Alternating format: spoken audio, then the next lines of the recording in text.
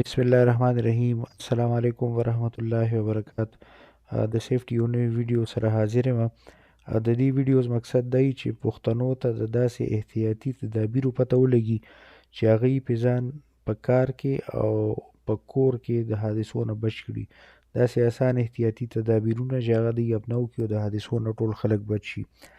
دې نه علاوه کوم خلک چې په سیفټي کې کار کوي هغوی ته نبوش ESP CSP یا نور چې کوم سرټیفیکیشنز دي د هغې په تیاری کې هم مدد ورکوي. هغوی ترېنه زده کړه وکړي. زموږ نننی ویډیو به د پاور ټولز باره کې یا هینډ ټولز باره کې چې دې نه موږ ته څه خطرې کیدی شي او هغې نه موږ ځان بچ کولی څنګه شو. پاور ټولز عام ټولز دي چې کوم موږ د بجلی په مدد سره یا اکثر د نومیټک هوا د پریشر یا هایدرالک پریشر باندې په مدد سره هغه یوز کوو. یعنې مختلف کارونه الو لکه ډرل مشین وغیره، ګرینډر، څه حده پورې پکې تاسو ویلډینګ مشین هم ویلی شئ. نو دغه مختلف واړه واړه پاور ټولز دي چې هغه خلک یوز کوي او ښکاري ډېر واړه خو نه کله کله غټې حادثې هم کیدی شي. دې سره چې کومې غټې خطرې ټچ دي او څنګه خلکو له نقصان ورکولی شي. یو خو دا ده چې دا بجلي یا نومیټک د هوا پریشر یا هایدرالک پریشر استعمالوي او دې نه بجلی شارټ لګېدی شي. دا ټولز ډېر زیات وایبریشن کوي، دا ډېر زیات رپېږي او مسلسل چې دا مطلب لکه ګرینډر باندې خلک کار کوي او مسلسل دا لاس د ګرینډر په وجه باندې رپېږي یا وایبریشن کوي نو دا مختلف قسمه بیماریانې جوړوي. بعضې ټولز کیک بیک کوي، مطلب دا دی سړي باندې واپس رادانګي. لکه یو ګرینډر دی تاسو ډېر په زوره باندې سټیل پې کټ کوئ او ډېر په زوره یا پې سیمټ کټ کوئ او ډېر په زوره میله یې وړو نو دا ګرینډر واپس چې کوم دی په سړي باندې رادنګلی شي. انټینګلمنټ دې نه چې کوم دی کپړې یا ویښته د چا غټ ویښته یا مطلب لکه لوز کپړې نو هغې کې هغه پاور ټولز رونیسي او ځان سره یې تاو کړي او سړی زخمي کولی شي. بل چې کومه غټه خطره ده نو خو دا ده چې دې نه سړی زخمي کیدی هم شي، سترګې زخمي کولی شي. بل دا ډېر زیات اواز جوړوي نو مسلسل په سر درد راوستی شي او غوږونه کمزوري کولی شي او دې سره د هور خطره هم ډېره زیاته وي. که تاسو په پاور ټول سیفټي باره کې تاسو څه معلومات اخیستل غواړئ نو تاسو به د HECU کې او د اوشا په ویب سایټ باندې میلاو شي. او نن سبا خلک د AI ټولز ډېر زیات یوز کوي، چیټ GPT، کو پایلټ وغیره. نو هغه د ګوګل سرچ انجن او د نور ویب سایټس مقابله کې تاسو له ډېر زر او ډېر مختصر او اهم معلومات په اسانه باندې درکولی شي. اوس به موږ راشو چې پاور ټولز استعمال کې تاسو د حادثو نه ځان څنګه بچ کولی شئ یا هغه کنټرول میجرز یا احتیاطي تدابیرو باندې به خبره وکړو. نو ټول نه غټه خبره خو دا ده چې تاسو کله هم یو پاور ټول والئ هغه د ښه کوالټۍ والئ او د هغې موږ ته پته څنګه لګي. د ښه کوالټۍ په پاور ټولز باندې د CE او مارکینګ وي. CE مارکینګ چې په کوم باندې مطلب دا دی دا په یورپین یونین کې د استعمال لپاره محفوظ دی او دې چې کوم په ډیزاین کې کوم احتیاطي تدابیر پکار یي هغه په دې کې اخیستل شوي دي. تاسو چې کله هم څه پاور ټولز یوز کوئ دا خپل عادت جوړ کړئ چې دا روزانه چک کوئ.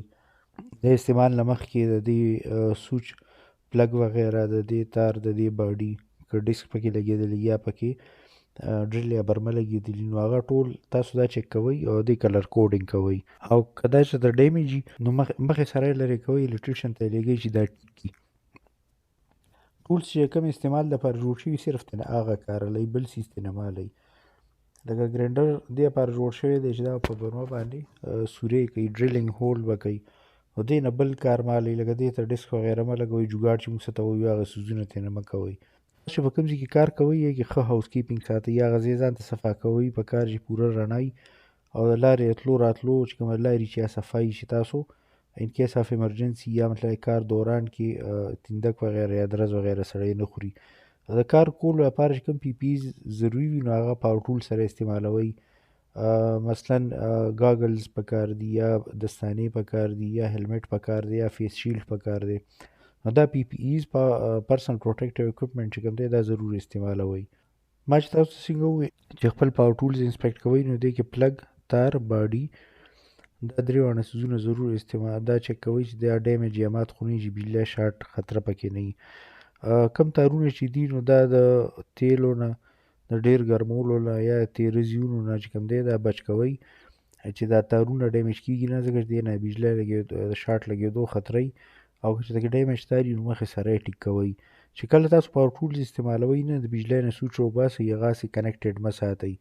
د دې سره بجلۍ د کرنټ خطروي او بعضې که مطلب لکه چارجر استعمالوئ نو ستاسو بجلي به ضایع کېږي نه. لوز کپړې مه اچوئ او چې کله پاور ټولز استعمالوئ ځکه چې دا پکې ښه دي څنګه چې ما مخکې ذکر وکړو. دغه رنګ کالي وغیره مطلب لکه چین وغیره یا ګوتمې دا څیزونه مه استعمالوئ ځکه چې دې نه شاټ لګېدی شي او دا په پاور ټولز کې نښتې شي دا څیزونه. کوم ځای کې چې هم تاسو پاور ټولز استعمالوئ هلته RCD بریکر خامخا استعمالوئ. دا څه دپاره وي؟ دا دې لپاره وي چې که خدای مکړه څه شاټ څه مسله راشي نو شاټ انسان له یوزر له نه ورکوي. ماډرن چې کوم پاور ټولز دي په پلګ کې خپل یو انټرنل RCD بریکر هم بعض ټایم راځي او چې کوم ډېر دي نو په ډېرو کې خو یو فیوز راځي انټرنلي. ټولز چې کله هم راوچتوئ د هینډل نه یې راوچتوئ د تار نه یې مه راوچتوئ ځکه چې دا تار ډیمیج کېدی شي دا بیا وروستو شاټ ورکولی شي. همیشه چې کله ستاسو ټولز په کار نه وي نو دا په ښه مزېدار سټور کې بیا لږدئ په خپل ځای کې چې مطلب لکه دا ډیمیج کېږي نه. روزانه ټول باکس ټاک کوئ. که څوک یو ټول باندې ټرینډ نه وي په کار چې هغه اول دی ټریننګ والي ځکه چې بغیر ټریننګ ساده او اسان پاور ټولز استعمالول هم د غټې حادثې باعث جوړېدی شي. که څه حادثه وغیره وشي نیر مس وشي یا ریپورټ کول پکار دي چې دې روټ کاز پته ولګي او دوباره موږ دغه حادثو نه ځان بچ کړو. بعضې پاور ټولز لپاره وینټیلیشن یعنې هوا پکاري مثلا ویلډینګ کوي یا ګرینډر یوز کوئ نو چې دوړې جوړوي پکار چې دی باقاعده یې د وینټیلیشن وي. چې کوم خلکو ضرورت نه وي یا ځان سره جغت مه پرېږدئ ځکه چې بعض ټایم حادثه وشي نو یو په ځای 2 کسان یا 3 کسان زخمیان شي. چې کوم ځای کې اوبه وي یا داسې لوند ویټ کنډیشنز وي نمی وي نو هغه ځای کې پاور ټولز په احتیاط استعمالوئ ځکه چې هلته کې د شاټ خطرو د الکتریک کرنټ لګېدو خطره زیاته وي. په پاور ټول چې کوم ګارډز لګېدلي دا ترېنه بیخي مه استعمالوئ. بعضې ټولز د 2 لاسونو باندې اپریټ کولو لپاره مطلب ډېر زیات درانه وي هغه په دې هینډل داسې جوړ شوي چې په دواړه لاسه استعمالېږي نو هغه په یو لاس مه استعمالوئ ځکه چې دا تاسو نه غورځېدی شي. دا ټولز ما چې څنګه تاسو ته ذکر وکړو دا واپس را دانګي بعض ټایم په سړي باندې نو چې کله هم ټولز استعمالوئ ښه کلکې نیسئ او ویښ اوسېږئ چې مطلب که دا ټولز انبیلنس کېږي نو چې تاسو نه ځان بچ کولی شئ په ټایم باندې. بعضې پاور ټولز کې تاسو د ورک پیس نیولو دپاره کلمپ استعمالولی شئ بجای دې نه لکه تاسو یو وړوکی میټل پیس ته کې سوری کوئ یا په لاس باندې نیسئ لاس زخمي کېدی شي ته تاسو کلمپ استعمالولی شئ. د پاور ټول استعمال دوران کې ډسټرکشنز نه ځان ساتئ. موبایل وغیره یا داسې څیزونه چې ستاسو توجه لرې کولی شي دا د حادثې باعث جوړېدی شي. ماشومان یا اناتورایز چې څوک ټرینډ نه وي نو پاور ټولز استعمال ته یې مه پرېږدئ. ګیر چاپېره ځان سره ایمرجنسي کنټیکټ نمبر ساتئ او فرسټ ایډ کټ وغیره ایمرجنسي پریپریشن ساتئ. د دې ویډیو په ډسکرپشن کې ما څه هیشټیګز ورکړي هغې کې اکثر داسې څه ټاپکس وي چې پښتو ژبه کې باره کې کمې خبرې شوي موږ غواړو چې پښتو کې دې باره کې چې کوم ایکسپرټ خلک دي چې پکې خبرې وکړي او علم راشي.